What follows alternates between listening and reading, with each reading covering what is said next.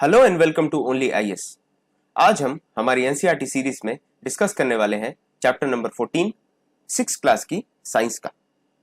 उसके पहले एक छोटी सी इंफॉर्मेशन, अगर आप कंप्लीट सॉल्यूशन चाहते हैं यूपीएससी के लिए तो आप हमारे कॉम्प्रिहेंसिव सॉल्यूशन कोर्सेज को अवेल कर सकते हैं video.onlyias.in पर जाकर। अगर आपको कोई क्वेरीज है तो उसके लिए आप कॉन्टैक्ट कर सकते हैं info@onlyias.com पर। आज हम डिस्कस करने वाले हैं चैप्टर नंबर 14 जिसका नाम है वाटर। वाटर का आपको काफी अच्छे से अंडरस्टैंडिंग होगी कहाँ का काम आता है, चाहे आप कपड़े धोने की बात करें, पानी पीने की बात करें, नहाने की बात करें, तमाम छोटी बड़ी चीजों में आपके लिए पानी काफी इंपॉर्टेंट है। और इसी तरीके से हम बात करने वाले हैं शुरुआत में जरूरत से इसकी साइकिल और फिर किस तरीके से हम इसको कंजर्व कर सकते हैं, स्टोर कर सकते हैं, इन सारी चीजों की हम बात करेंगे। सबसे पहली इंपॉर्टेंट चीज जो किताब में दी गई है वो ये है कि आप देखिए 2/3 के आसपास जो पानी अर्थ है उसमें पानी है। Water is 2/3 of the earth. ये एक इंपॉर्टेंट फैक्ट शेयर किया गया है जिसको आप ऐसे वगैरह में यूज कर सकते हैं।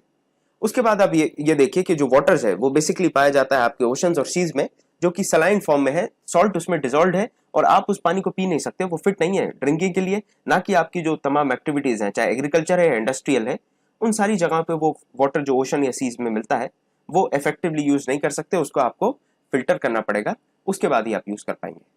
अब एक और इंपॉर्टेंट एस्पेक्ट जिसका डिस्कशन किया गया इस चैप्टर में वो है आपका वाटर साइकिल। हम वाटर साइकिल को समझने की कोशिश करते हैं, किस तरीके से वाटर आपका सरफेस पे से जो भी आपकी वाटर बॉडीज हैं, चाहे वो लेक है या फिर पॉन्ड है या रिवर है या सी है, ओशन है, इन सब से वाटर एवापोरेट होगा। प्लांट्स के बारे में हमने चैप्टर नंबर 7 में पढ़ा था, किस तरीके से लीव्स में से जो एक्सेस अमाउंट ऑफ वाटर होता है वो वेपर्स के फॉर्म में निकल जाता है और उस प्रोसेस को हम ट्रांसपिरेशन कहते हैं। तो एवापोरेशन और ट्रांसपिरेशन के दो प्रोसेसेस से, इन दो प्रोसेसेस के द्वारा आपका जो पानी है वो इवेपोरेट होकर ऊपर जाने वाला है और इवेपोरेट होकर जब वो ऊपर जाएगा तो वो कंडेंस होगा और कंडेंस होकर वो क्लाउड्स फॉर्म कर लेता है। क्लाउड्स फॉर्म करेंगे, आप यहां तक देखेंगे जो वेपर्स हैं वो कंडेंस होकर छोटी छोटी ड्रॉपलेट्स बना रहे हैं, यहां तक इनका वेट इतना ज्यादा नहीं हुआ कि ये रेन बन जाए। धीरे धीरे आप देखेंगे क्लाउड की साइज बढ़ेगी, जो ड्रॉपलेट्स हैं वो एक साथ इकट्ठी होने लगेंगी और जब ये क्लाउड इसका वेट नहीं हैंडल कर पाएगा, ड्रॉपलेट्स ज्यादा हैवी हो जाती हैं तो वो जमीन पर गिर जाती हैं, जिसको आप प्रेसिपिटेशन कहते हैं। और उसके साथ आप देखेंगे स्नो मेल्टिंग से जो रन ऑफ होता है, जो बर्फ पिघलती है उससे जो रन ऑफ होता है, उससे वापस उसी बॉर्डर बॉडी में या फिर उसी पूरे सिस्टम में वो पानी वापस आ जाता है। मतलब वाटर इवेपोरेटेड और प्रेसिपिटेशन में जो वाटर है वो लगभग एक जैसा रहता है, इक्वल बैलेंस मेंटेन रहता है, जिसकी वजह से आपकी जो वाटर सप्लाई है लैंड पे वो एक इक्विलिब्रियम में मेंटेन रहती है। अब हम पर्टिकुलर टर्म की बात करें तो हम सबसे पहले देखने वाले इवेपोरेशन। इवेपोरेशन आप समझ सकते हैं, जैसे ही आप अपने कपड़े सुखाने के लिए डालते हैं वो एकदम से सूख जाते हैं, उनका जो पानी है वो उड़ जाता है। अब आप इसको कहेंगे ये तो एक तरीके का जादू है, पानी गायब हो गया। आप जमीन पर पानी डालते हैं वो एकदम से गायब हो जाता है। वो कैसे हो जाता है? वाटर इवेपोरेट हो जाता है। हम उसी प्रोसेस के बारे में बात करेंगे। जैसे ही आप देखेंगे कि दिन के समय में सूरज की रोशनी वाटर बॉडीज पे पड़ती है, चाहे वो ओशन है, रिवर है, लेक्स हैं या पॉन्ड्स हैं या फिर कहीं फील्ड्स हैं जहां पर पानी भरा है, जहां पे भी वो सनलाइट पड़ेगी वहां से इवेपोरेशन होना चालू होता है। वो जो वाटर है वो अपना स्टेट चेंज करता है और लिक्विड से गैसियस स्टेट में आता है, वेपर बन के वो ऊपर की तरफ उठ जाता है, इवेपोरेट हो जाता है। और ये जो वार्म एयर है पर्टिकुलरली जो सनलाइट के द्वारा आती है, यही प्रोवाइड करती है इवेपोरेशन के लिए रिक्वायर्ड अमाउंट ऑफ एनर्जी। जब वाटर वेपर बनेगा, ये पूरा आप देखेंगे प्रोसेस जो है ये कंटिन्यूस साइकिल में प्रोसेस चलने वाला है और ये वाटर वेपर धीरे धीरे एयर में ऐड होता रहता है, जिससे क्लाउड्स फॉर्म होते हैं। हमने पिछले डायग्राम में देखा। ये जो प्रोसेस है आप समझ सकते हैं कि इसमें जो अमाउंट ऑफ एनर्जी या फिर अमाउंट ऑफ हीट जो दी जा रही सनलाइट से वो इतनी ज्यादा नहीं होती, इसलिए प्रोसेस की जो स्पीड है वो भी कम रहने वाली है। तो पर्टिकुलरली देखें तो ये जो प्रोसेस है ये स्लो होगा। इसके बाद आप एक और बात करें, जो वाटर्स हमने 7 चैप्टर में भी डिस्कस किया था, जब हमने काफी गहराई से प्लांट्स के बारे में समझा था 7 चैप्टर में, तब हमने ट्रांसपिरेशन को पढ़ा था, लीव का जो स्ट्रक्चर होता है उसको पढ़ा था। उसमें हमने बात की थी कि अगर excess of water plant absorb कर लेता है तो लीव्स उसको वेपर के फॉर्म में छोड़ देती हैं बाहर, वाटर वेपर के फॉर्म में, और उस प्रोसेस को आप कहते हैं ट्रांसपिरेशन। तो यहां हमने एवेपोरेशन और ट्रांसपिरेशन के बारे में समझ लिया। अब हम कंडेंसेशन की बात करते हैं। तो जो बेसिक फिनोमेना है क्लाउड फॉर्मेशन का वो है कंडेंसेशन। ये आप समझ सकते हैं कि यही बेस है क्लाउड फॉर्मेशन की। जब आप बात करेंगे तो कंडेंसेशन की चर्चा होना बहुत ही ज्यादा जरूरी है। इसमें आप देखने वाले हैं जब आप हायर सरफेस पे जाते हैं अर्थ के, तो आपको समझ में आएगा कि धीरे धीरे टेम्परेचर डाउन हो रहा है, अर्थ जो है वो कूल हो रही है। ये कूलिंग की वजह से ये जो वाटर वेपर है वो धीरे धीरे कंडेंस होना चालू होगा, ठंडा होना चालू होगा। कंडेंस होने का मतलब होता है ठंडा होना। वो ठंडा होना चालू होगा, ठंडा होगा और टाइनी ड्रॉपलेट्स बना लेगा। छोटी छोटी जो ड्रॉप्स बनेंगी जिसको हम ड्रॉपलेट्स कहते हैं, वो ड्रॉपलेट्स फ्लोट करती रहेंगी हवा में। एक समय आएगा जब वो ड्रॉपलेट्स एक्यूमुलेट होती हैं, इकट्ठी हो जाती हैं, उसके बाद क्लाउड फॉर्मेशंस, और उसके बाद आप देखने वाले हैं किस तरीके से हैवी रेन होती है। और जो प्रेसिपिटेशन होता है वो या तो रेन होगा या फिर आप देखने वाले हो हेल स्टॉर्म भी हो सकता है, जिसमें आप ओले गिरते हैं। हिंदी में हम समझते हैं हेल स्टॉर्म को ओले गिरना या फिर बर्फ गिरना। तो बर्फबारी या फिर ओले गिरना, हेल स्टॉर्म को आप कहते हैं ओले गिरना, हेल को कहेंगे ओले, या फिर स्नो जो बर्फ गिरती है वो। तो ये पूरा प्रोसेस आप समझ चुके होंगे। सबसे एक बार और हम रिवाइज करते हैं।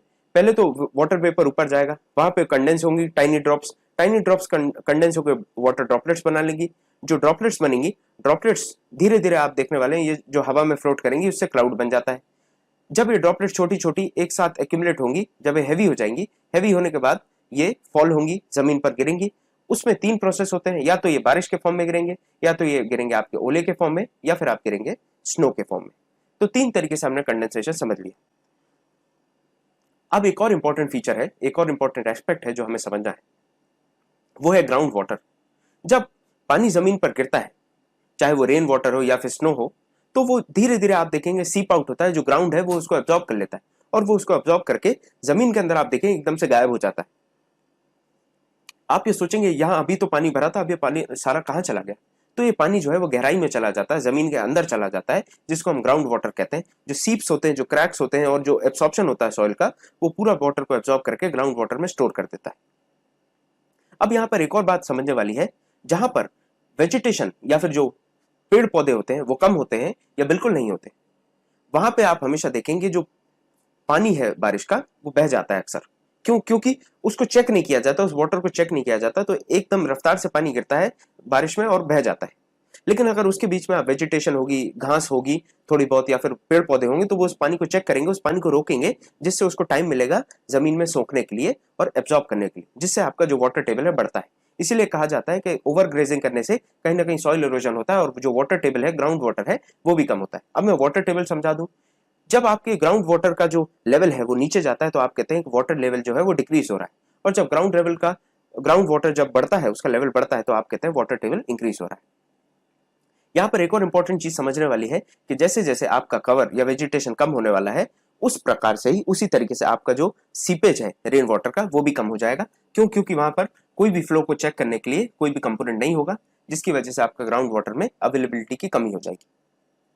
इसके बाद आप देखिए कि जब हैवी रेन्स होती है तो क्या होता है। हमने देखा है बहुत से केसेस में, 2013 का जो केस है वो भी हम बहुत अच्छे से जानते हैं, उसके ऊपर एक पिक्चर भी बन चुकी है रिसेंटली। तो ये सारे जो केसेस है, इससे हमें समझ में आता है कि जब ज्यादा बारिश हो जाए, जिसको हम फ्लैश फ्लड्स भी कहते हैं, इस तरीके की चीजें आती है, बाढ़ होना चालू हो जाती है। और जब बाढ़ आएगी तो बाढ़ आने में बहुत सारी परेशानी आएंगी। आप देखते हैं पूरे गांव के गांव, जंगल के जंगल, लोगों की खेतियां, सारी चीजें डूब जाती है पानी के अंदर। साथ में मवेशी हैं, जो जानवर हैं, जो बंधे हैं, या फिर जो भी तमाम तरीके के जानवर होते हैं, वो सब भी पानी के अंदर डूब जाते हैं। क्यों? क्योंकि वो कहीं ना कहीं लैंड एरिया में कहीं फंस जाते हैं, वहां पे उनके मरने की बहुत ज्यादा तादाद हो जाती है, बहुत ज्यादा परसेंटेज में उनकी डेथ होती है। उसके साथ आप देखेंगे जो सॉइल है उसमें भी काफी गहरा असर पड़ता है। तेज बारिश की होने की वजह से या तो सॉइल इरोजन होता है, या फिर आप देखेंगे जो सॉइल है वो बहुत ज्यादा पुअर इन न्यूट्रिएंट्स हो जाती है due to high quantity of rain, जिसकी वजह से floods, submergence, animal death as well as soil quality deterioration. अब देखिए दो कॉन्ट्रास्टिंग फीचर्स है यहाँ पे। एक तरफ अतिवृष्टि जहां पे बहुत ज्यादा पानी गिर रहा है, एक तरफ अनावृष्टि जहां पे पानी नहीं गिर रहा है। तो जब अतिवृष्टि होगी, जब बहुत ज्यादा पानी गिरने वाला है, तब भी आपको नुकसान है, और जब बिल्कुल पानी नहीं गिरने वाला है तब भी नुकसान है। मुझे हर समय जब मैं पानी की बात करता हूं तो मुझे एक रहीम का दोहा याद आता है कि रहीमन पानी राखिए, बिन पानी सब सून, पानी गयो जो उबरो, मोती मानस चून।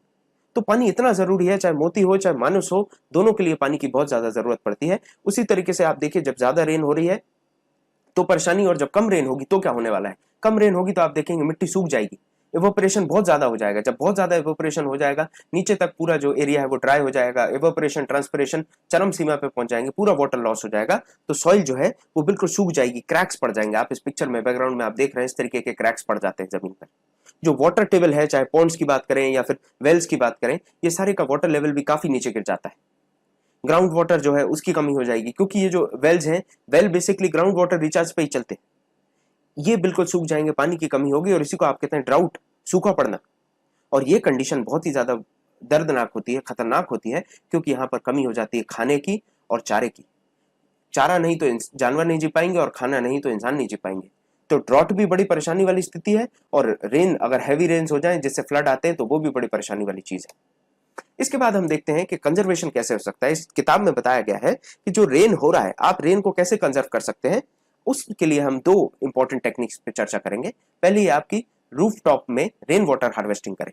आपका जो छत है, छत के ऊपर अगर आप एक ऐसा सिस्टम लगा दें जिससे आपकी छत पे जो भी पानी भर रहा है वो नीचे एक पाइप के द्वारा जाए, और पाइप के द्वारा जाने के बाद ग्राउंड में एक टैंक में स्टोर हो जाए, या फिर ग्राउंड में सीप हो जाए।